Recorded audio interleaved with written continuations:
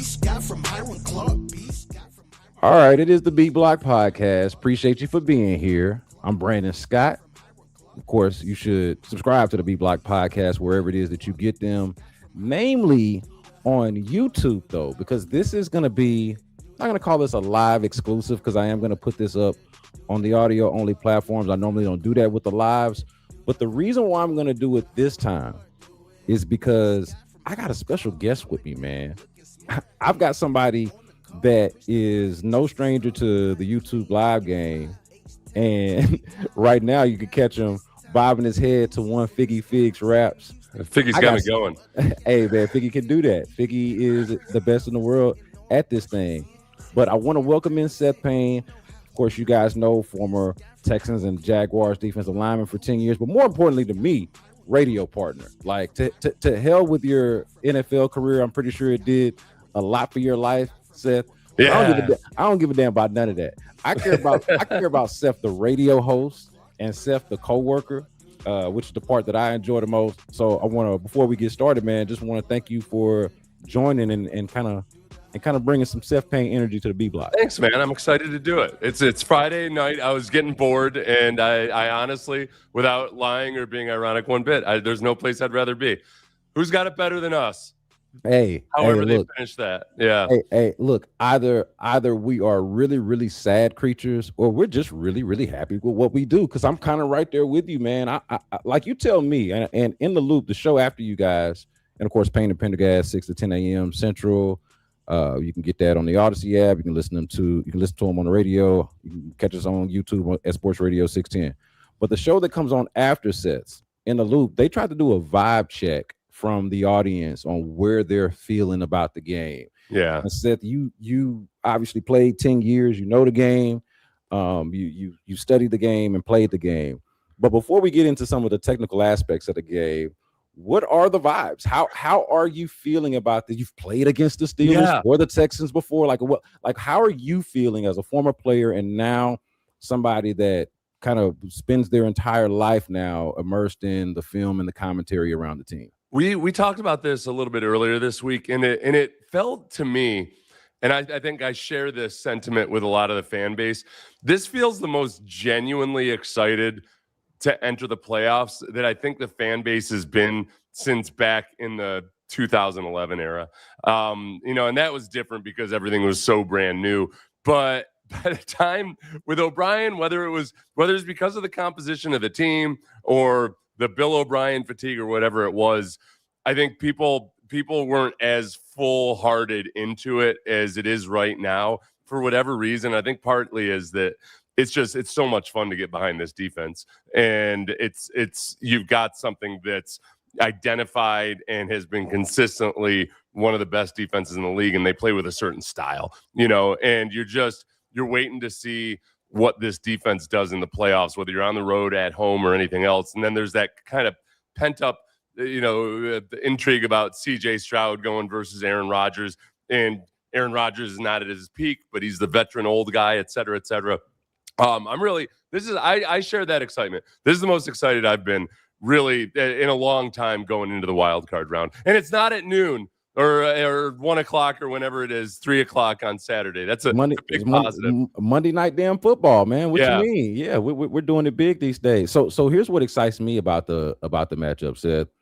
To whatever degree styles make fights, I feel like they're not the same team, but they're similarly styled teams in terms of how I feel like they can beat you and attack you.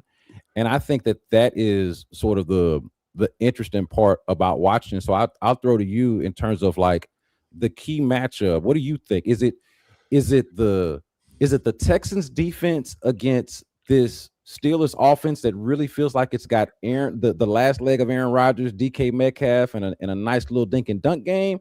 Or is it the Texans defense, or I'm sorry, the Steelers defense against a Texans offense that's kind of similarly styled? It's like when there's two boxers, or in wrestling, I don't know, most people don't follow amateur wrestling, but like in amateur wrestling, the better the wrestlers get, sometimes, at least they tweak the rules recently, but the more boring the match would be, because it's almost like Spider-Man fighting himself.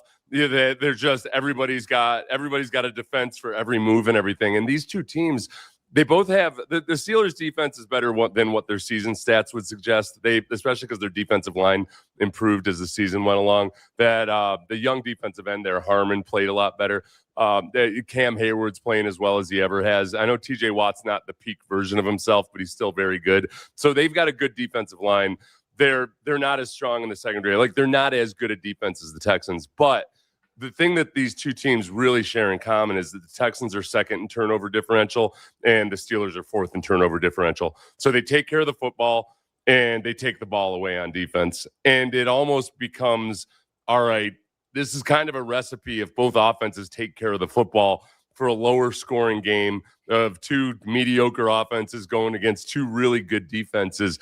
And it comes down to the young quarterback who's learning how to play like a more mature quarterback. I think one of the stories of C.J. Stroud this year has been his understanding of when to take risks, when not to take risks, when to throw the ball away, and to do all those smart things. And then Aaron Rodgers, the old quarterback, who's had to learn. I mean, he's never had a hard time with ball security. He's always been really good at that. But he's really had to accept, all right, I can't do the things I used to do. And he throws the ball at the line of scrimmage really, really frequently. You're going to see screens to running backs, to tight ends, short stuff over the middle and out in the flats. And the Texans defense is really good at that. So in my mind, it's that the Texans defense is really going to control and ultimately win this game. I just don't know how much. I think it could be like one of these classic Texans games this year where it's tense the whole time. You get a lead and you're just feeling like, all right, come on, let's get this thing over with. So I want to ask you about the Texans defense in a moment, but let's start with the offense because I feel like that's the thing that worries people the most, right? I think we can all agree that the defense is at the heart of the identity of the team, and if they're going to win, it's going to be because the defense is going to be great, not just really good, but great. And there's like plenty of people that we can talk about, from like the well-known names to some of the unsung heroes. The guys that play the position that you played, quite honestly, are really good that nobody really talks about. We can get into that in just a moment, but I'm curious from the offensive side, because for me, Seth, the biggest thing in this game from both like a matchup standpoint and a narrative, like, you know, the journalist storytelling part of it for me, like I'm into that sort of aspect of it too. It's like, hey, the whole offseason was really about changing your offensive coordinator and remaking your offensive line. Yeah. Here's a game, and in any playoff game, in any game that matters. But talk about styles making fights.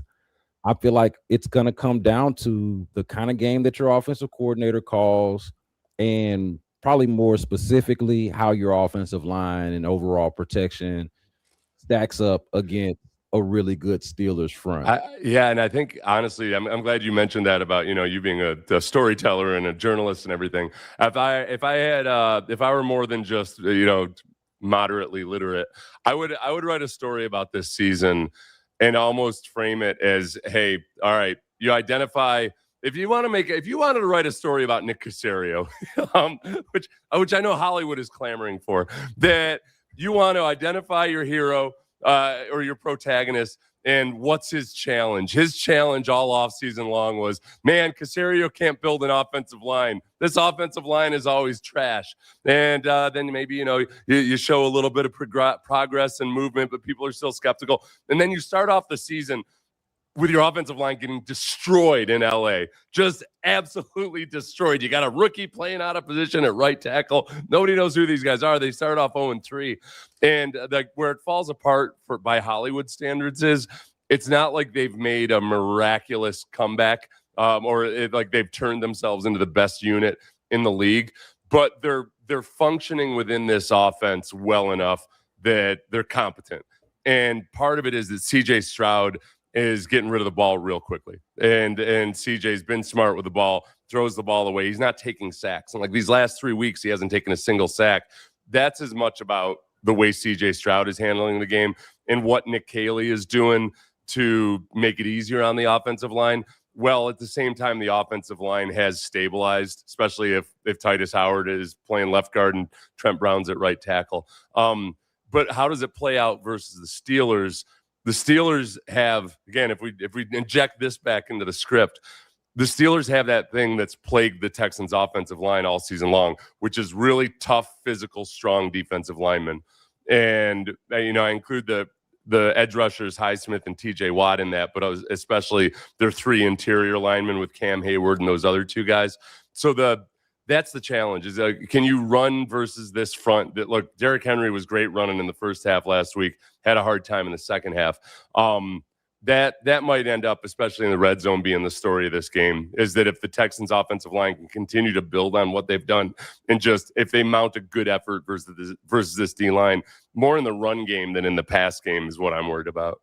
I thought you made a real interesting comparison on your live on the Seth Payne YouTube channel about Cam Hayward being like the thing that we like about that Texans fans like so much about Tommy Togiai is that he's kind of built in the Cam Hayward image, so to speak, of just like big, strong, and just kind of an ass kicker, really. Yeah. Like to what level of concern should there be about Cam Hayward? Because for me, I'm like, man, they've done a lot better of a job handling pressure and just overall up front, but that's just a guy like mano that's kind of an ass kicker. Yeah, he's just in plays kind of like an a-hole, like in a good way, just like Tommy Togiai. He doesn't have a lot of swivel to his hip or anything. He just bulldozes people. He uses really good technique. You go back to, and again, it sounds probably like I'm bagging on the offensive line or anything. I really do respect the improvements they've made with a bunch of guys that people didn't necessarily expect a whole bunch from, but the Chris Jones dynamic in that Chiefs game. Chris Jones was really taking whatever he wanted at times in that game. I think that Hayward isn't as athletic or as fast, I guess, or as twitchy as Chris Jones. So if it gets to the point where they have to double team Chris Jones, then the dicey part is, hey, all right, then if you bring in that 6th offensive lineman, if you're bringing in Blake Fisher, then you got Blake Fisher potentially one-on-one with Alex Highsmith. You've got Trent Brown one-on-one over there with TJ Watt. That's the part where I think they can handle, I don't want to say handle, they can address the Cam Hayward issue, but it still makes it more difficult for Blake Fisher and Ariante Ursary and Titus Howard. Do you think that, and I'm only asking this because I think this, but do you think that the Texans, like the narrative around the Texans offense is one of those things that's like outdated? Because I feel like you say a thing in the beginning, and then even after a while, once it's not true anymore, you still kind of say it because that's what was true. And maybe it's not so drastically different from what was true originally, but some things have changed. I feel like that's the thing with the offense. It was awful in the very beginning. Like you mentioned, the offensive line got worked in that first game. I was personally embarrassed for them against Jacksonville in that first game when they couldn't even max protect against three-man front. And as a defensive lineman, I imagine that you were like, you got a real big kick out of that. But it's not like that anymore. A couple of things have happened. The offensive line has at least found some kind of rhythm, as you've sort of touched on already. And then the weapons, the rookies, guys that I feel like either weren't getting open or you couldn't necessarily rely on to get open consistently early in the year, are doing it now on top of the offensive line points that we've made. So I'm just curious if you've noticed how people still talk about the offense and kind of bag on it. And it definitely has its warts, but also like it seems like they do it without giving credit for it being noticeably better than it was before. Yeah, I think and then I guess it comes down to your personal preference. But at the first half of the season, or really even midway through the season, outside of Houston, you'd still see a lot of people talking and kind of doing flyby analysis of the Texans, saying, well, what do you expect? They've got the worst offensive line in the league. And it's just, it's way more complicated than that. I think people have realized that. And it's a combination of, like, part of it is some of the stats services have started to rank the Texans O-line more the middle of the pack. The sacks just aren't an issue. CJ Stroud, and again, I give CJ a lot of credit for that. CJ just hasn't been getting sacked as much this season at all, especially the last few weeks. So I think for me personally, I don't know. The offense is held back by more than just the offensive line, and they're not scoring points in droves. but they're avoiding the negatives that you saw last year, like the tackles for a loss. Remember last year how many times it was almost predictable, like every other series you're going to have Joe Mixon getting hit in the backfield, and we just haven't had that issue. So that part of it, if you watch every game, the eyeball test just tells you, okay, this is more stable. And I guess my biggest question, and what I'm open to being surprised by, is if they continue to improve through the playoffs.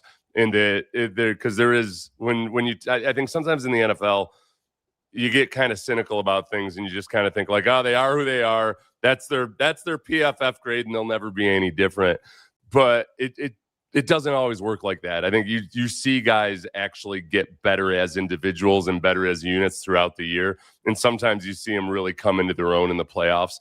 And I'm open to them potentially doing that and maybe surprising us. It would be nice if they did it this weekend. And where it really needs to show up is in the red zone, because that's where it's still, I think the rubber still meets the road in the red zone, where you can see, all right, they really have a hard time imposing their will physically. And it's hard to do much of anything at all down there in the red zone where everything's so compressed if they really don't physically respect your offensive line. Yeah, that's exactly what I was going to ask you about. Like you said, that there's more to the offensive issues than just like the offensive line. And I'm trying to nail down what is it, because like I look at where they have improved. They do score more points and their passing game is noticeably better. And I think you've got to give the offensive line some credit in that. I think you were mentioning CJ as well is just doing a much better job this year of dirting the ball or throwing it away, throwing it in the 12th row, or whatever needs to happen to not take the sack. You know, he would take those mind-numbing sacks that would be like 12, 15 yards. Yeah. You're like, where are you going? What are you doing? Yeah. Type of thing. But it doesn't happen like it doesn't happen anymore. But it does seem like at different stages, it's been something different with the offense. It's penalties, it's red zone, it's third down, it's the inability to even get to the red zone. It's 3 and outs. It's like it's like, you know, where you're like trying to, it's like a minefield. You know what? Part of it is, and this is where, like, this is more philosophical and something that would take a whole off season to really go back and look at. But there is an element with the Texans where I think they finished the season with the most minutes played where they had a lead. Yes. So I didn't look after week 18, but yeah, so right up there where when they got a lead, they maintained a lead. And some of that factors into the play calling when you've got a really, really good defense on the other side of it and you trust the defense, you're going to be more conservative in your approach at times. You know, when you score 2 touchdowns in the first quarter against the Chargers, you're going to be more conservative in your approach. And I think that's the part that, I mean, for this matchup specifically, the first quarter stats for the Steelers are incredibly bad in the playoffs. The last six playoff losses, all their last 6 games were all losses going back to the AFC's championship game in 2016. At some point in each one of those games, the Steelers have been down by 21 points or more. The first quarter of those games, they've been outscored 73-0. And then the Steelers as a team have gone something like 69 games without scoring more than 7 points in the first quarter. Like, there's some of these astounding stats. As much as people love to bring up that Mike Tomlin has never lost at home on Monday night, it's been an atrocious first quarter offense for the Steelers in the playoffs and in the regular season. So that's where if the Texans get a lead in the first quarter, you've got 2 defensive-minded coaches battling it out, and D'Amico's been really, really good at coaching a game or getting a game out of his coordinators that maintains that lead.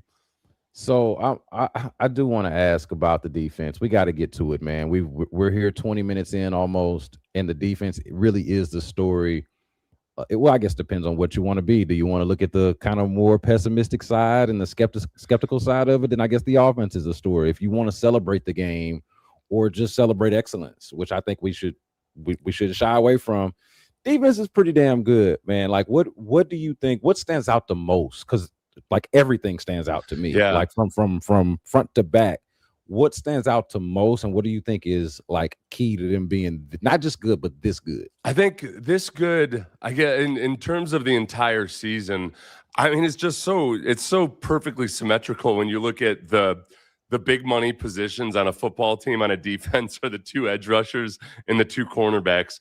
And it doesn't have to get much more complicated than that when you've got those guys playing as well as they are, you're going to have a really good defense. I think the thing that really stands out beyond that, because those 4 positions right there will get you a pretty damn good defense if those guys are playing well. The thing that really sets them apart, it goes back to that position coaching side of things and the technique side of things. They're so on the defensive line. When I watch these guys, the thing that's most impressive to me is that, man, you hear about contained pass rush all the time and how it's important to have a disciplined pass rush, and we've seen at times this year, the Texans, when it breaks down, what happens when you get a scrambling quarterback.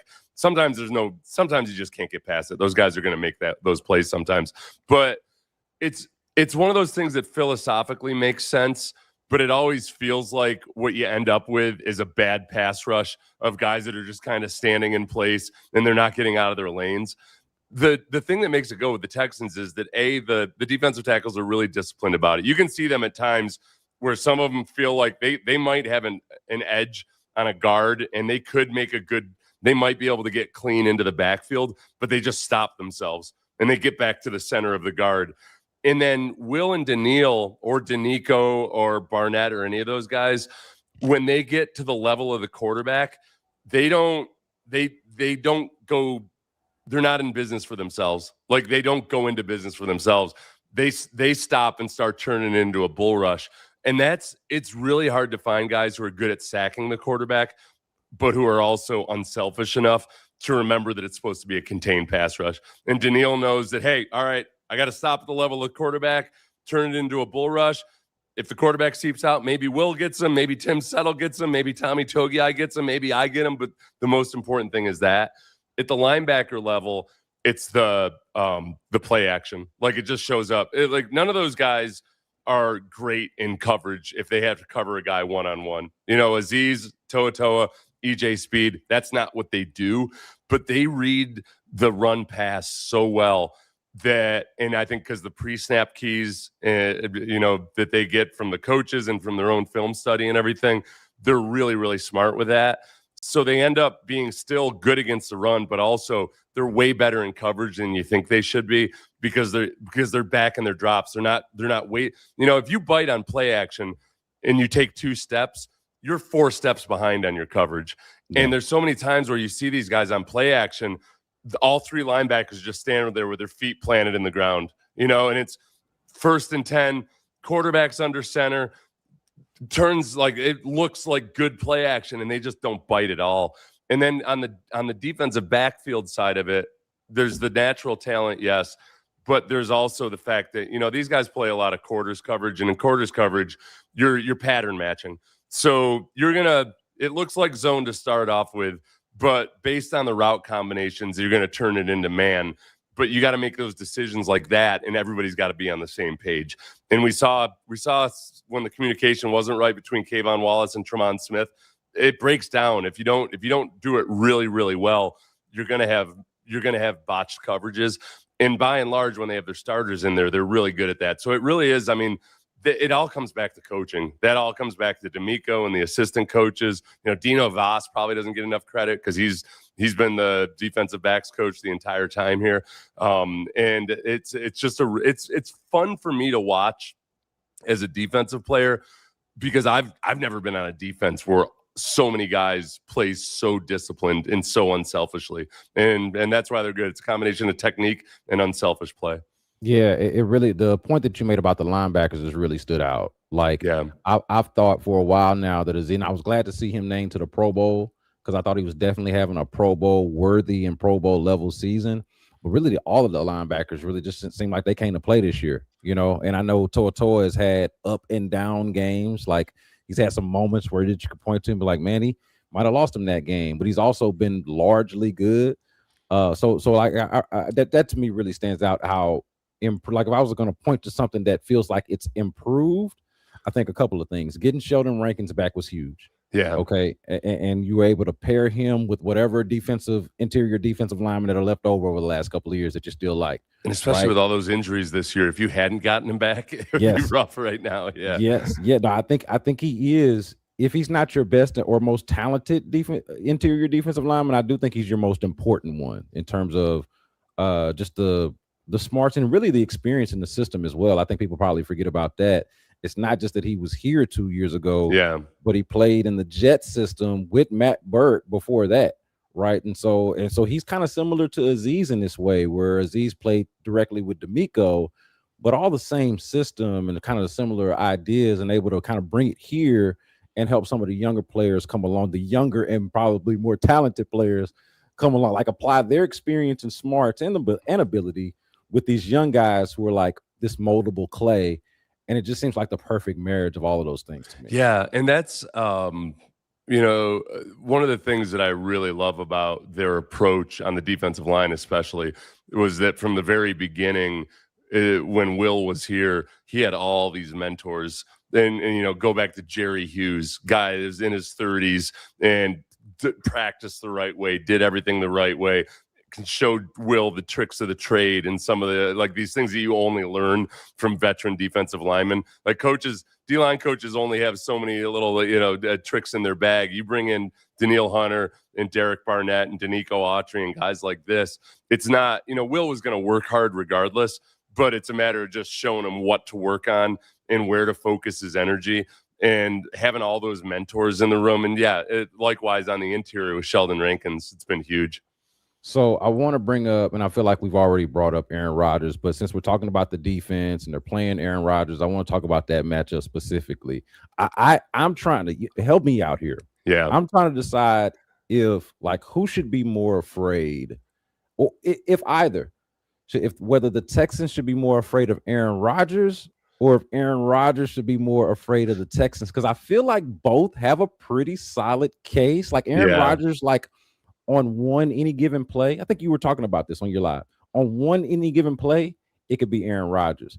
For the totality of a game, I like the Texans. But since the Texans play close games and those can come down to one or two plays, Aaron Rodgers looks pretty good in that scenario. So how do you see it? He is. When I first started dating my wife, they had this old German Shepherd that didn't like anybody who wasn't in my wife's family. Didn't smell like one of her family members, and but he was old, but he snarled at everything. And every time I would walk from the living room to the kitchen, he would sit right in the hallway, right where the living room led to the kitchen, and just snarl at you. And you kind of I don't want to look like a punk or anything in front of my future father-in-law, but I would just kind of sidle around him. That's how I look at Aaron Rodgers right now. He's still dangerous. He's not a wounded animal. He's just an old angry armed German Shepherd. But on a down by down basis, what he's been doing this year is a whole lot of, they've been feasting on run after the catch. And both Gainwell and Warren, the running backs, will be used as receivers. Jonnu Smith will be used in the backfield. They'll do some things to try to be creative with it. But the staple of their offense in a lot of ways has been all these short passes. The Texans defense has been really, really good at snuffing those things out. And you think about the various times Kamari Lassiter has come up with a big hit on a screen, or To'oTo'o or Azeez Al-Shire pursuing from the inside, just blast somebody on a screen. Some of those guys, when they get into the kill zone over the middle, that's the stuff the Texans defense is really good at. To'oTo'o is, he has these relapses sometimes where he'll be a really good open field tackler for a couple of games, and then all of a sudden the Raiders game or wherever, you get a couple of those lapses.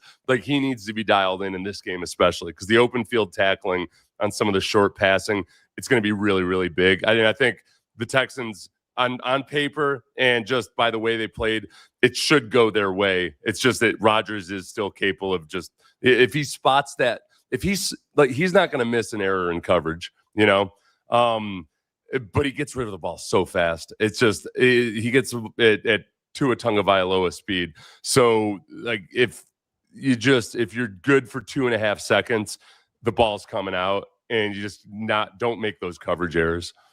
Yeah, so this was a thing for me during the week. I kind of made fun of all the shows for making the Kevon Wallace release such a big such a big talking point. I was just having fun because I do understand the reason why. Like, we're going into a playoff game. This guy plays significant snaps. You can make the case that he's the reason why they gave up a score in their most previous game. I understood it, but I'm like, man, this defense has been figuring out the other safety position all year, man. The hell with Kayvon Wallace. I don't care if they go out there with Gerald Wallace, Ben Wallace, Rasheed Wallace, whichever Wallace you want to put out there, man. George Wallace, like, they should be able to figure it out with any Wallace out there. Yeah. But later that day, find out for sure that Kamari Lassiter's coming back.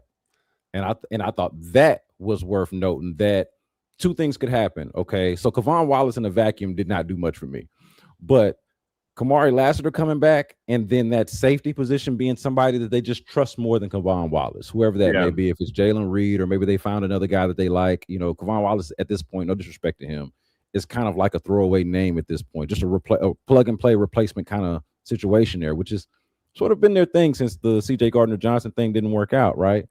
So I'm like, okay, everything that you're talking about, ball getting out quick, they're going to have to make tackles out in space.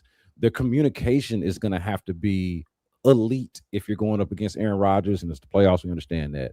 Kamari Lassiter back with a safety that they feel more comfortable, because that's who would have been on that side, right, of that Alec Pierce touchdown. Yeah. Instead of Tremont Smith and Kayvon Wallace, let's call it Kamari Lassiter and Jalen Reed doing the communication there, which I feel like we feel better about.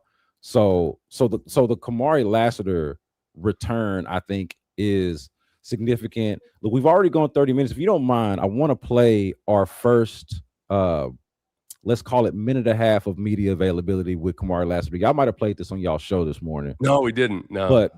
But I just, let me say this before I play it, Seth. I just really like Kamari Lassiter. Yeah. All right. Is that okay? Is everybody cool with that? I think everybody's in agreement on that one. Yeah.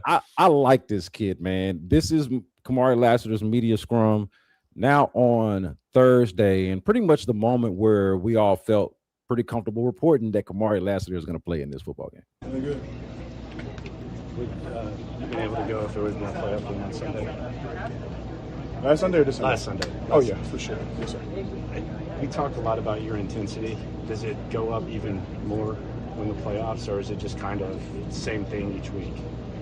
I feel like you try and be even keel every week, but naturally, like as a competitor, as a ball player, like I feel like my mental just goes to a different level because I just know there's more at stake. Like, we lose this game, everyone's going home. So you just kind of put more on the line, but automatically, like, we're always in that mode.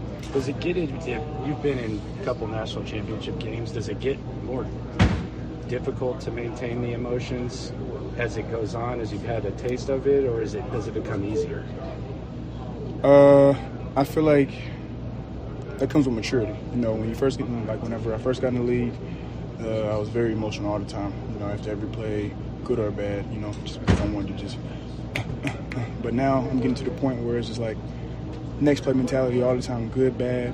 So I feel like I've been learning to control my emotions more while still having them. Does it feel like this is like your style of game, like just the Steelers, really tough run game? They like to extend it with the short passing game. It's cold playoffs. Does it just kind of feel like your style of game? I feel like every game is my style of game, but this game for sure, it's going to be a physical brand of football on both sides. Smash my football. I mean, they're coached very well. We're coached very well. It's going to be dog on dog. Who wants to eat more? Do you feel like y'all had a? Do you feel like I had a moment this year? I know you've been confident the whole time. Do you feel like you had a moment this year where y'all, like as a team, learn how to win? No, I feel like we know how to win from the start. I feel like it's the NFL, and one play can change the game. And not saying that, not pointing anyone out or anything like that, but you just know the opposite team, they get paid too. So they're gonna make plays. We're gonna make plays, and I feel like early on in the season we had some bumps in the road, but everything was contingent on us. So we just continue to keep our head down and just let the work show.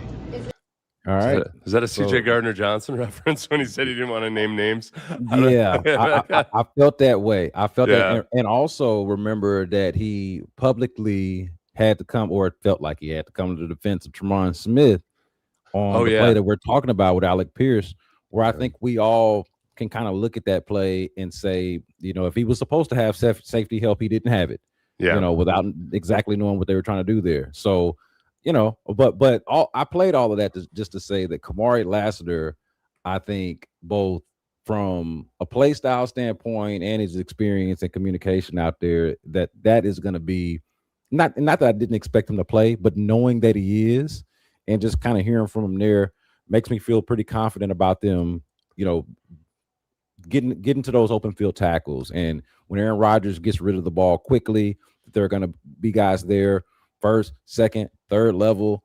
And also they got a better chance at covering deep if and when that comes up. Yeah, no, the communication part is really big. And even if it was still Kayvon Wallace out there, when you've got the starter in there, even though Kamari's a younger player, the pre-snap communication or just even the things that need to happen while the play is going on. Like Kamari's a guy he's very vocal. He knows about the importance of communicating and everything. Like that's a big deal. And I think just by having Kamari Lassiter back, there's a good chance that whichever safety he's playing next to is less likely to have some confusion. It's one of the hardest things to teach young players early on is that, man, from the time the huddle, from the time the play is called in the defensive huddle, you got to be communicating. You got to be reminding yourself of the play and your responsibilities, but then you got to be communicating who the threats are, what without giving anything away to the offense, but just reiterating certain things. And I think Kamari's kind of mature in that regard. It helps that they get coached up real well at Georgia. And that part of it, as well as him just being so good in his role, if it's Jalen Reed, whoever it is next to him, I feel better about that. Because we go back to that, that quarters coverage. A lot of that is those are when you watch. It's a lesson you learn over and over again. Unless you know exactly what the defensive backs rules are for that given week against that team, like with that specific game plan, you never know for sure who screwed up. And a lot of times, somebody that looks like they screwed up is actually covering for somebody else's screw up that even well before the ball was even in the air. And that's I always try to pull short and. People always want definitive, answers for who screwed up, and I got to constantly remind myself. And I usually don't screw it up, but sometimes I do, and I feel bad about it afterwards. Like, all right, I don't know. Probably one of those two guys screwed up. That's all I can say. Yes. But sometimes it's not even those two guys. Yeah, it's at the one of the safeties realized that the deep safety wasn't playing deep, so then he's back there trying to play the deep safety role because the free safety blitzed or something. The cornerback sees what's going on, and so it's just you never know for sure. Hey, people would be aghast at how many mental errors there are in a football game. Just to speak to how confusing it is, Seth, I'm watching that play. So when that play happened, I had gone to our Odyssey suite. Yeah, and so that touchdown happens in the end zone closest to the suite. So I'm looking at the back of the Texans defense the entire play, pre-snap, and I don't know what's going on. I didn't even play. So, but what I did notice was Kalen Bullock doing a lot of the communicating back there before the snap. Yeah, and it didn't stand out to me until after the play, or maybe I guess it did since I remembered it. But I'm looking and I'm like, okay, so Kalen Bullock is the one that's putting Kayvon Wallace in whatever spot that he's supposed to be in. But then the play looks like Alec Pierce just runs past Tremont Smith. Yeah. But I'm like, okay, is Tremont Smith just not able to, and to Alec Pierce's credit, he's one of the fastest players in the league. So is that just Tremont Smith getting beat? Did Kayvon Wallace not hear Kalen Bullock? Did Kalen Bullock tell him the wrong thing? Did he not listen to him? I have no idea, but I could have blamed no less than 3 guys before I even got to the coaching staff. Yeah, and that's where it comes to with because you've got your rules about so the number 1 receiver is the receiver closest to the boundary, then you count back in so that usually the slot receiver is number 2, then the tight end might be the number 3 receiver. But based on who the receivers are and everything, you're just like, okay, wherever their alignment is, Alec Pierce might be the number 2, but we're going to treat him like the number 1. And it gets way more complex. A lot of times when you think the defense has screwed up what looks like a simple coverage, it's because it might have been a simple coverage shell, but there were a lot more rules to it for that specific game plan, which makes it easier because then after a while, I just stopped trying. I gotta figure it out. Yeah, help me out here though, because I'm actually glad we're talking about this, and I got an expert on because I've been thinking about that play, and I noticed if I'm remembering correct, I did not look at the film. I'm going straight off of memory watching the play live. Yeah. But on the other side, I thought it was Derek Stingley matched up with Michael Pittman, but they also had Kalen Bullock shaded on that side. Yeah. As opposed to it, what to me made more sense. Like I like Derek Stingley over there with Michael Pittman on an island, and then Alec Pierce going up against your backup cornerback, known to be one of the faster players in the league. Yeah. I'd rather my better and more in the safety that I'm more confident in, which is Kalen Bullock. I like for those safeties to flip-flop. And that's where, and that's again where you just don't know. Like there's times where Kalen Bullock, his rookie year, there were a few times where, again, I was pretty sure that Kalen Bullock was out of position, but I don't know. And, right. But D'Amico would talk about how he was out of position and how he wasn't taking proper angles. There were times, when, and you just don't know, like when Jalen Petrie was manned up on Devontae Adams at the line of scrimmage, and on that play back in the Jets game, I remember thinking, like, I wonder if Kalen was actually supposed to be shaded over that way, because he wasn't. He was over on the other side of the field where you already had Derek Stingley and everything. But you just don't know, Yeah. So I've already held you double the amount of time that I expected. So I want to just be considerate of your time. I appreciate you doing this. And I don't know if you know, like I just get in here and now I'm having fun with Seth, and I'm being inconsiderate of his time. But the last thing before I let you go, and then we could be done. But no, it's funny because we had a discussion before this about how we were going to try to keep it to 15 minutes, and it wasn't. That wasn't by me. That was you. I had given you the advice that a lot of times on your live streams, even though it feels like you want to go forever, it gets more traction in the long run if you do 15 minutes. So that wasn't me saying I needed to be out in 15 minutes, but I figured this would happen. Don't worry, I planned for this. Okay, good, because obviously we've done shows together, just more so radio than anything. But I do want to get out on this, and I do appreciate you, Seth, for doing this. But I've been asking some version of this to everybody that I've talked to about the game, so I figured I got to do it with you, and then we can get out of here, man. And thanks to everybody too as well that joined in the live. I really appreciate it. Front Runner, Senor Buble, some of our regulars in here, Bel Air, Trey Day.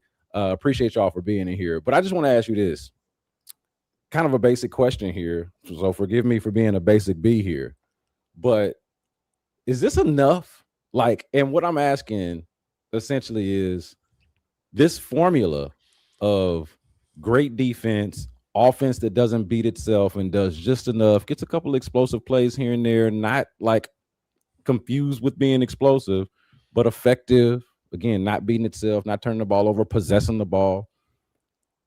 Is this a formula? Is this enough, or does it require some kind of next step from the offense? Like, do they have to unlock something, or can they actually make it this way? Because it is hard to argue that a team on a 9-game winning streak hasn't found the winning formula. Yeah, that's just hard to logically argue. I think the biggest thing is that I think, it can be enough. You got to end up having just an all-time effort out of the defense. Like, let's say the offense were to stay exactly as it's been, which they've been more consistent, and they haven't scored points by the boatload or anything, but they've been consistently scoring 20-plus points. That's nothing. They're going to do documentaries about how awesome this offense was or anything.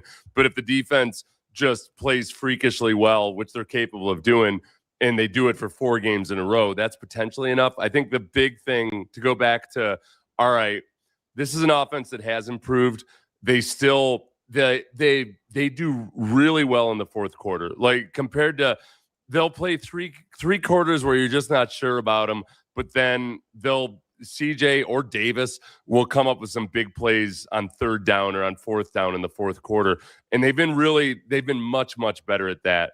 And when you're playing opposite of a really good defense, sometimes that's enough. I think the one next step in their development where they've taken some steps is in handling the blitz. Because then if they can just really nail that, and I think there's still room for improvement there that they can actually achieve. Obviously, there's room for improvement, but I think they can continue to make steps with that and get that much better at it with some of the tweaks and adjustments. If they can do that, they don't have to get remarkably better on offense, but if they can make a defense pay for blitzing him, then all of a sudden it gets really interesting, because then then you become oh crap, we can't blitz these guys. We got to do something, but we can't blitz them because they're going to hurt them. And it's not going to be like all of a sudden they're going to be, Tom Brady level all of a sudden in this playoffs. But I think they've improved in it, and maybe they get a little bit better. Seth Payne, find him on YouTube if you haven't already. And if you haven't, man, I don't know how the hell you found me and haven't found Seth. That part would be confusing. But on YouTube, nonetheless, it's Seth Payne, also on Payne and Pendergast, Sports Radio 610's morning show. Also the pregame show on Sports Radio 610 as well, we should mention, does that with Sean as well. Always a good, like, if you want to if you don't do like just limited amount of this during the week, I feel like you guys do a pretty good, for a formulaic show that's basically the same every time. Yeah, you guys do a really good job of making it both interesting and informative. For the pregame, given its limitations, and I say that it's not a criticism. That's just kind of what it is. It's a limited show on things that you got to get in and out. But y'all do a great job with it. I guess it is formulaic, but I guess I got to start doing that with my YouTube and make it a little bit more formulaic. It makes it a lot easier.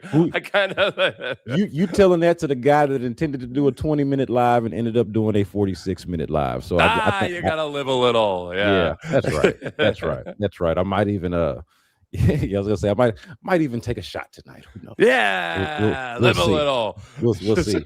But anyway, Seth Payne, I appreciate you. The audience, I appreciate y'all. Make sure if y'all have not subscribed already to do that, and to also on the audio side, if you want to, you can also rate, review, tell a friend. And until next time, y'all be good.